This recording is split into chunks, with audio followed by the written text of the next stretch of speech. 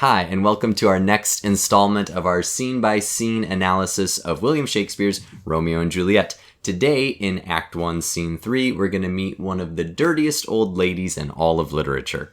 Well, it's kind of debatable whether or not she's an old lady, right? True, and that's just one of the areas open for interpretation in this scene. So we'll unpack a lot of them and talk about how you can better, hopefully, understand it.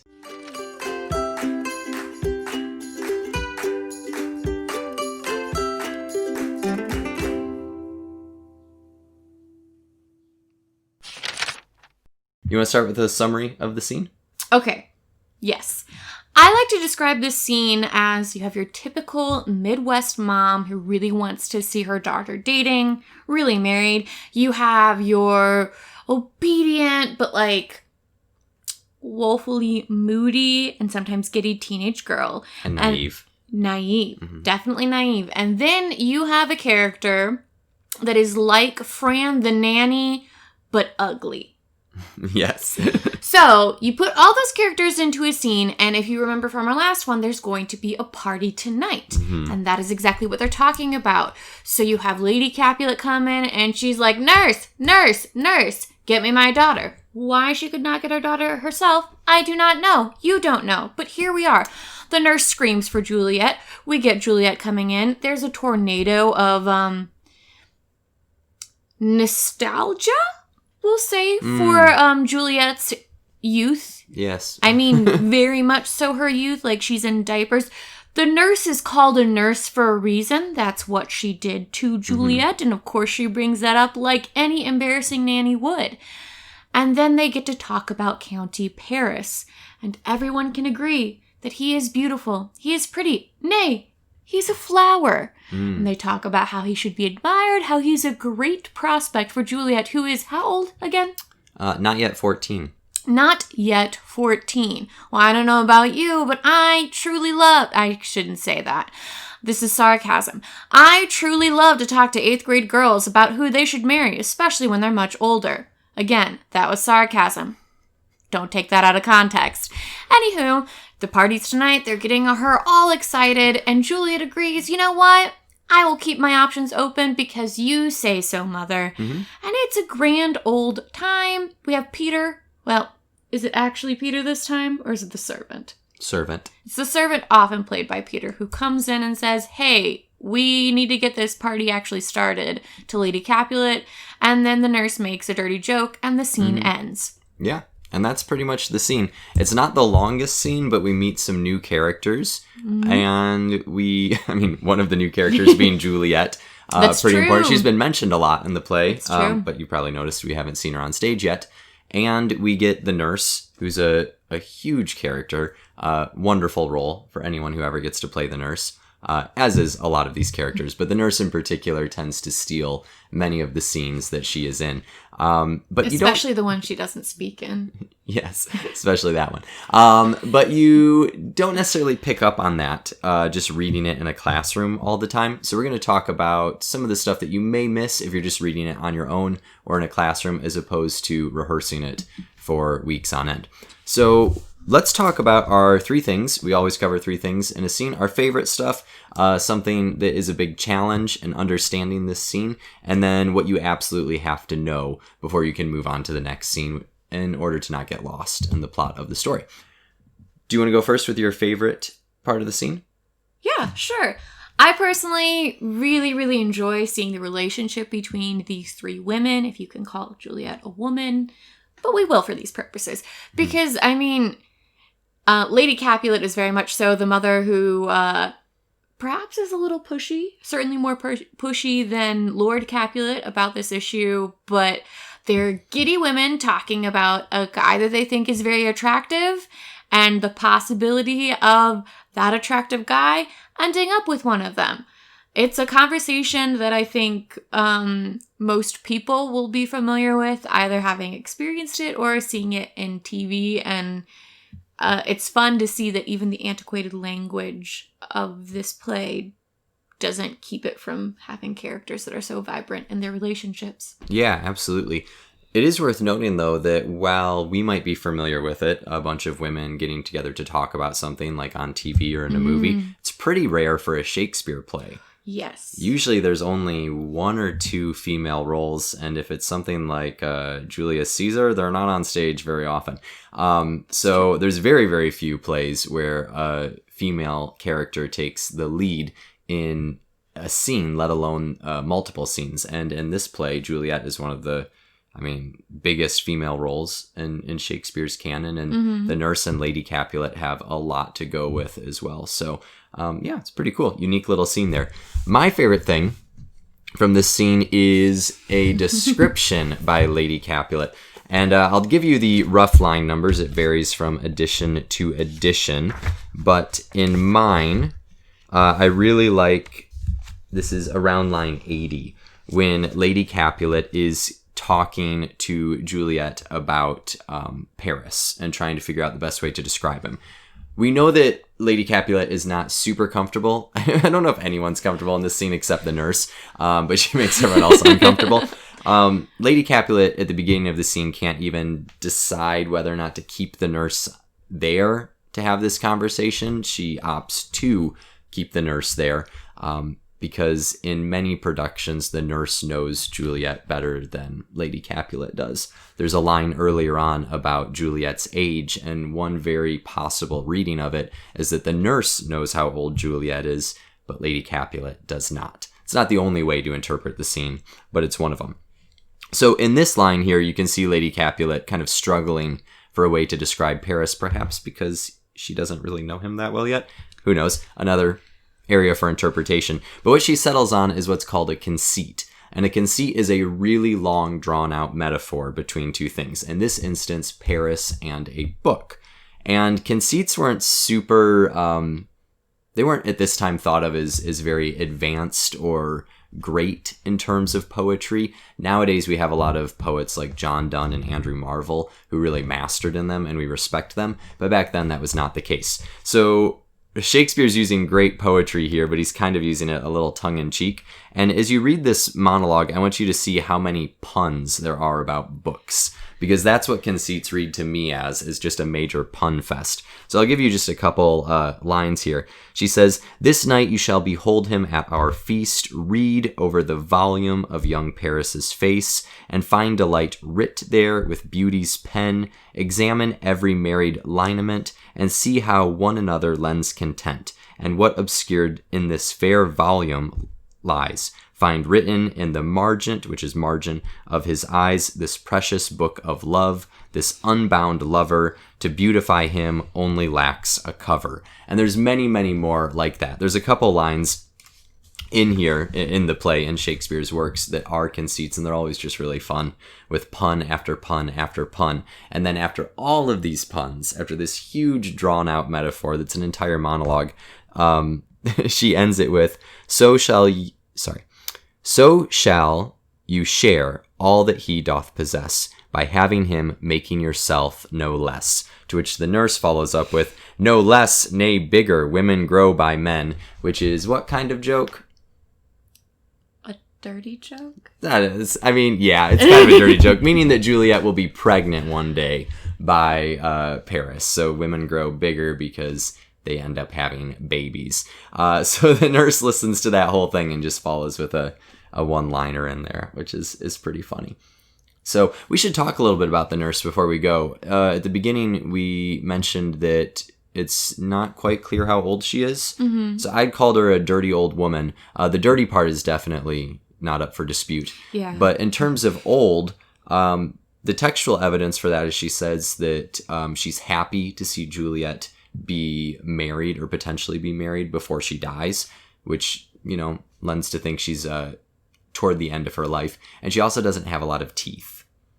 Four, I believe. Yeah, 4 teeth. However... Well, given the time period and given her social class, the lack of teeth is just lack of hygiene very frequently. Even today, like, the sugary foods are often the cheapest.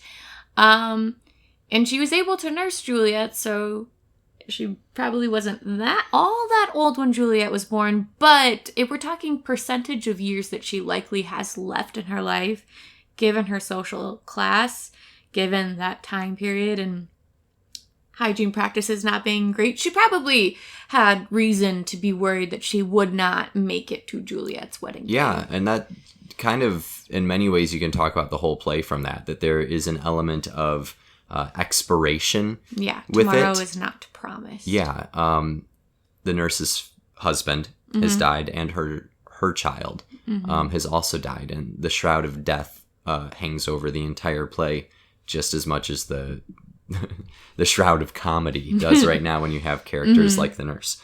So let's move into our biggest challenge. So maybe I'll go first with this one.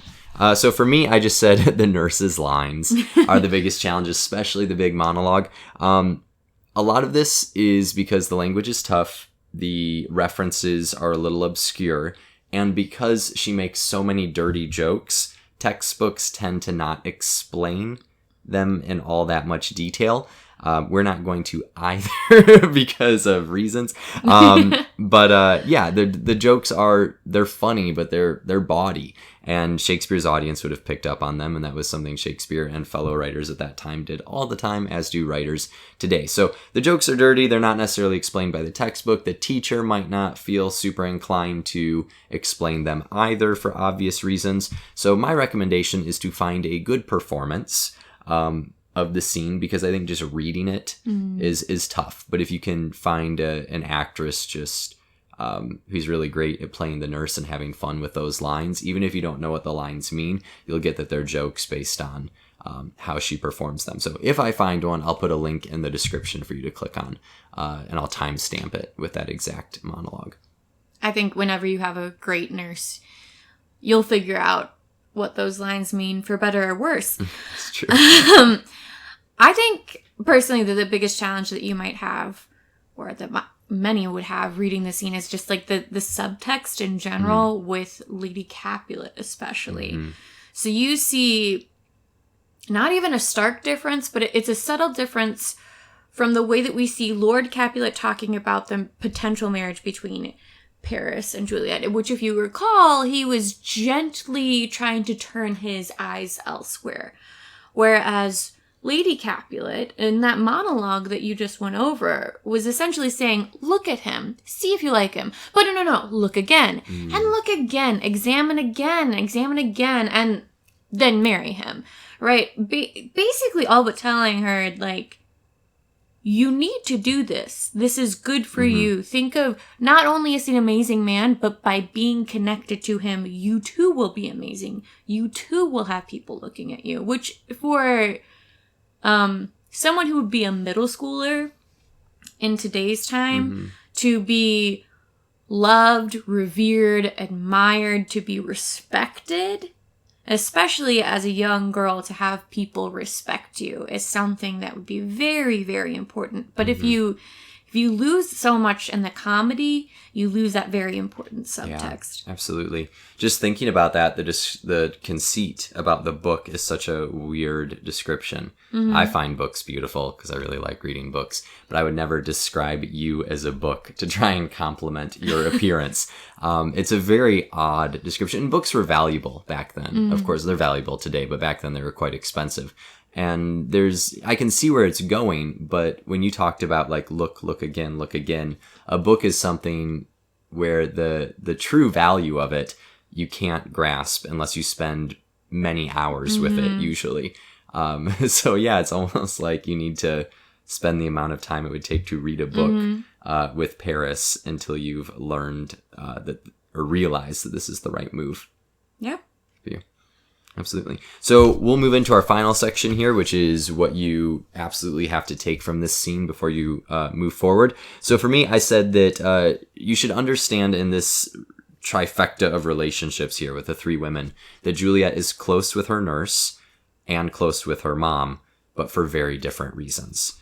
The nurse tells it to her like it is, maybe is too honest in many instances. Her mom is very diplomatic. She understands the customs. She maybe doesn't understand her daughter, but she is intelligent and she's thinking ahead.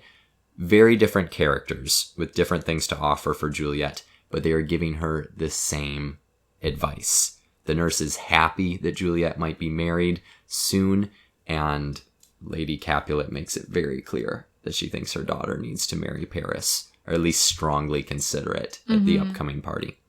Yeah, absolutely. I mean, that leads really well into, I think if you are reading this, if you are studying this for classes, or if you are an actor, or if you're a director, this is, first off, it's the scene that introduces Juliet to us actually on stage. But you have two specific lines, really, where the choices you make with those lines inform the character for most of the rest of the play. We have, I think, around line 70-something, Juliet says, after her mom inquires what she thinks about being married, she says, "It is an honor that I dream not of." Now, there's a lot of ways that you can interpret this as a reader or as the actress or even as the director. Does she actually mean she wants nothing to do with marriage? Because if she means that, her mom pushing her so hard towards this is even more harsh. Is she being coy and playful, as young girls will sometimes do, where it's just like, oh, no, stop, I can't get married, right? I can't date. I'm not ready for that, right? That's a choice as well, which brings a lot more, a naive nature to her if she makes that choice. Or, is she just being very, very polite? Because it would be very uncouth for a girl her age to say, oh, no, I want to get married. I am 13 and I want to get married now, right? What choice is she making there? And that ties again into what she says towards the end of the scene to her mother. So this is right before line 105. "I'll look to like, if looking liking move, but no more deep will I endart mine eye than your consent gives strength to make it fly." So she is being obscenely obedient there. I will do exactly what you say, but I will do nothing more. I don't want to be indecent. I will not look longer than you say. I will not be with him longer. And she's implying that the moment that her mother changes her mind about Paris, she too will do so. Yeah. And again, that's a big line for her, because if she actually means that, if she is just a very incredibly obedient child, then her choices later in the play are pretty monumental. If she is just saving face with both of those lines, then she's a lot more calculating. Or if she's just so naive that she truly believes that her mother absolutely knows everything that is best for her. All of those, I think, are valid choices, but they're choices that need to be consistent. And once you've made that choice, it informs everything that you as an actor do, or a director, or how you read the rest of the play. Yeah, absolutely. You had said something earlier when we were talking about this scene, how at this point in the play, the star-crossed lover motif, meaning that they are fated to not be together, is very alive and well. Yeah. That Romeo is fawning over someone not named Juliet, and that Juliet is being pushed toward marriage with someone not named Romeo. However, we are quickly approaching the night of the party. So it is the night of the party. It is the night of the party. Well, it might be afternoon of the party. That's how I see it anyway. So, yeah, the party is coming rather quickly within 2 scenes here, and we'll see what things change in the stars. Thank you so much for watching. We'll see you in the next one. Happy reading.